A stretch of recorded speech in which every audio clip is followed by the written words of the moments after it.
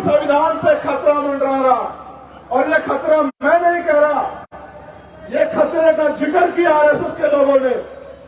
अगर आरएसएस का इतिहास जानोगे तो संविधान के 5वें दिन लागू होने के बाद इन्होंने संविधान का विरोध किया, और सिर्फ संविधान का विरोध नहीं किया, देश के मेरे सम्मानित लोगों, भारतीय तिरंगे का विरोध भी आरएसएस के लोगों ने करने का काम किया। और उन्होंने कहा कि हम वो तिरंगा जिसमें हमारा भारत का शहीद लिपट के आता है, जिस तिरंगे के सम्मान को, जिस तिरंगे की शान में हम गौरव से सलूट करते हैं कि वो तिरंगा हमारा देश का राष्ट्र ध्वज नहीं है, ये आरएसएस के लोगों ने कहा। आज प्रधानमंत्री के आर्थिक सलाहकार समिति के अध्यक्ष ये कहते हैं कि भारतीय संविधान को बदल देना चाहिए, तो हमें यह समझना पड़ेगा कि आरएसएस और बीजेपी हमारी वोट के जरिए सत्ता में आके भारतीय संविधान को कुचलने का काम कर रही है, उसको खत्म करने का काम कर रही है, इस देश के संविधान की मूल भावनाओं को बर्बाद करने का काम कर रही है। वैसे तो सम्मानित साथियों, ये बुद्ध की धरती है और बुद्ध शांति के प्रतीक है, लेकिन मुझे ऐसा लगता है कि आज भगवान बुद्ध के शांति की धरती से हमें क्रांति की शपथ भी संकल्प लेना पड़ेगा, क्योंकि सम्मानित साथियों, बाबा साहब अम्बेडकर ने भी कहा कि जिस कौम का नौजवान जीते जी अपने समाज के अधिकारों की लड़ाई नहीं लड़ता, वो जीते जी भी मरे हुए के समान होता है। मैं जब अपनी बात रखता हूं तो कई तरह समझाता हूं, और एक शायरी के रूप में मैं आपसे कह रहा हूं, आपकी ताकत का एहसास कराते हुए, कि राजमहलों से ये पैगाम है मेरा, देश के हुक्मरान के नाम, देश के प्रधानमंत्री के नाम, आरएसएस के मुखिया के नाम, कि हमारे सब्र का इम्तिहान मत लो, कि राजमहलों से खंडरों का रास्ता हो जाएगा, हम गरीबों से जो उलझेगा वो फना हो जाएगा। हम दरिया हैं, हमें मालूम है हुनर अपना, जिस ओर चल निकलेंगे रास्ता हो जाएगा। ये बात मैं कहना चाहता हूं देश के प्रधानमंत्री, गृह मंत्री और संघ प्रमुख को, कि किसी गलत फहमी में मत रहना। मेरे बहुजन समाज के नौजवान साथियों, अधिकारी कर्मचारियों, आज हर स्तर पे आपका शोषण हो रहा है। मैं अपने नौजवान भाइयों से कहना चाहता हूं, आपको तय करना है कि आप गुलामी का जीवन जीना चाहते हो या संविधान के जरिए स्वाभिमान सम्मान का जीवन जी मिला है उस जीवन को जीना चाहते हो, यह आपको तय करना पड़ेगा। और मैं अक्सर कहता हूं नौजवानों को कि संघर्षों के साए में घनघोर जवानी पलती है, और इतिहास उधर झुक जाता है जिस ओर जवानी चलती है। मैं जवानों को यह कहना चाहता हूं, देश के साथ भारतीय संविधान की रक्षा की जिम्मेदारी, करोड़ों शोषितों वंचितों के हक अधिकार, देश की तमाम महिलाओं को सम्मान और अवसर की देने वाले संविधान की रक्षा की जिम्मेदारी आपकी। इस देश के जैन, बौद्ध, सिख, ईसाई और जिसके साथ सबसे ज्यादा अन्याय हो रहा है, मुसलमान को सुरक्षा की गारंटी देने की जिम्मेदारी आज हमारे कंधों पे है। इस देश के पिछड़े दलित आदिवासी वर्गों को उनके अधिकारों की रक्षा और संरक्षण देने की जिम्मेदारी आज हमारे कंधों पे है। आप हालात को देख लीजिए, किसी की हिम्मत नहीं पड़ पा रही है कि सरकार से जवाब मांगे, जो मनाए बोल देते। हमने तय किया है कि इन पाखंडियों की अंधविश्वास की दुकान को भी ताला हम लोग लगाने का काम करेंगे।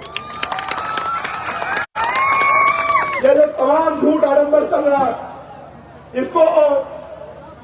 इसकी पोल खोलने का काम भी हम करेंगे, और किसी भी स्तर पे, चाहे संविधान की रक्षा का संकल्प हो, संविधान बचाओ देश बचाओ, या फिर ईवीएम द्वारा जो वोट की चोरी हो रही है, ईवीएम हटाओ लोकतंत्र बचाओ, इस नारे को मजबूत करते करते हुए आज जो संकल्प यात्रा यहां से शुरू हुई है, ये बुद्ध की धरती से जो हमने शुरू की है, अब ये पूरे देश, प्रदेशों में, गांव, कस्बों, मोहल्लों में, नगरों में जाएगी।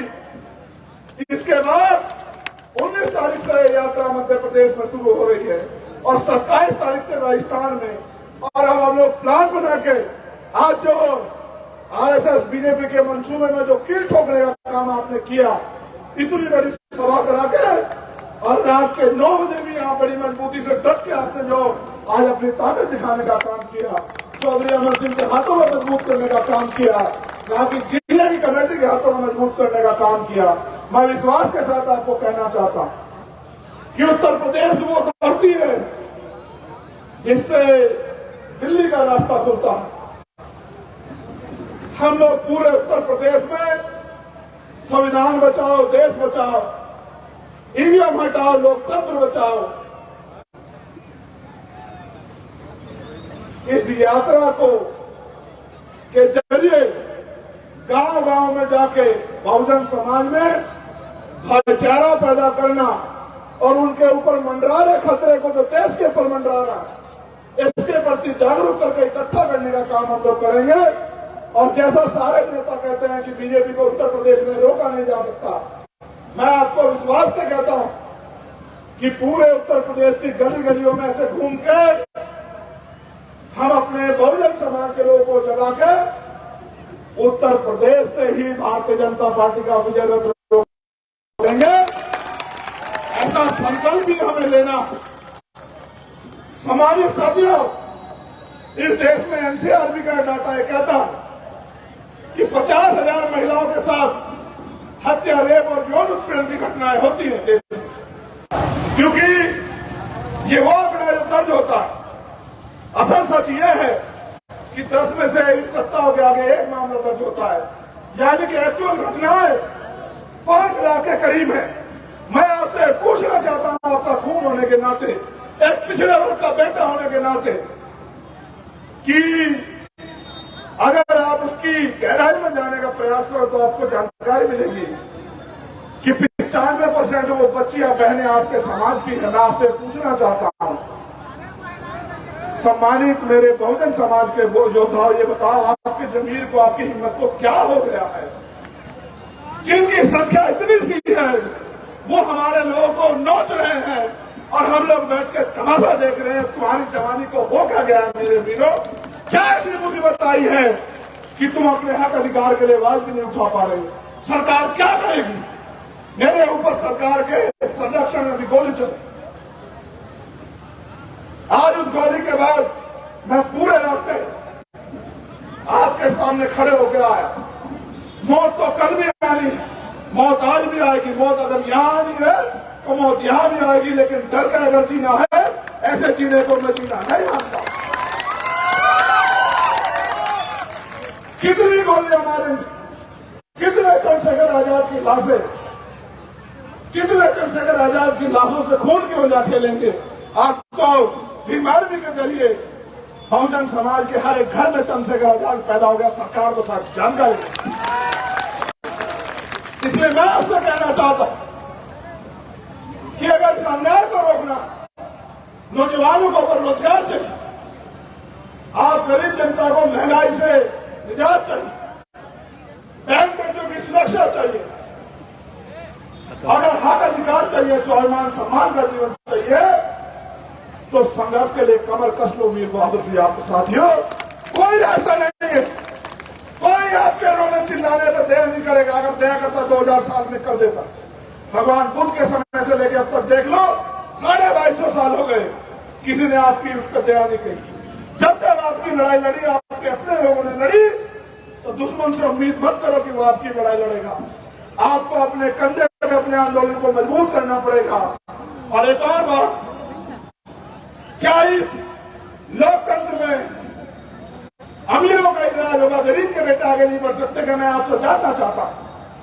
69,000 शिक्षक भर्ती में घोटाला हुआ, 20,000 पदों का, 20,000 दलित पिछड़ों के बच्चे घर रह गए, किसी को तकलीफ हुई क्या? आप बताओ मेरे साथियों, 20,000 बच्चों को नौकरी मिलती, एक घर में 5 आदमी, 1 लाख लोग सुरक्षित होते, उसकी एक पीढ़ी सुरक्षित होती। क्यों नहीं बोले नेता? दरोगा भर्ती में घोटाला हुआ, किसानों के साथ अन्याय हुआ, किसानों का एमएसपी गारंटी नहीं मिली। अगर आशा आंगनबाड़ी अपने हक के लिए लाठी मारते, कोई भी डॉक्टर कर्मचारी अपने हक के लिए आएगा लाठी मारते। मैं आपसे जानना चाहता, जो आपको लाठी मार रहे हैं वो आपको अधिकार दे देंगे क्या? कब तक मेरे बहुजन समाज के लोग दुश्मन पे भरोसा करके लूटते पिटते रहेंगे? ये बंद होना चाहिए।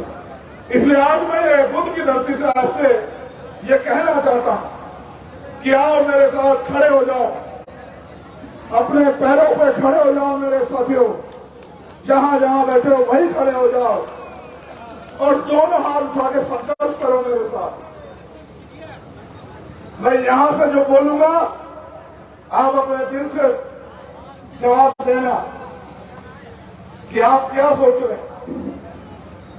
देश की रक्षा कौन करेगा? हम करेंगे, हम करेंगे। देश की रक्षा कौन करेगा? हम करेंगे, हम करेंगे। संविधान की रक्षा कौन करेगा? हम करेंगे, हम करेंगे। बहन बेटियों की रक्षा कौन करेगा? हम करेंगे, हम करेंगे। किसानों की रक्षा कौन करेगा? हम करेंगे, हम करेंगे। मजदूरों की रक्षा कौन करेगा? हम करेंगे, हम करेंगे। देश की रक्षा कौन करेगा? हम करेंगे, हम करेंगे।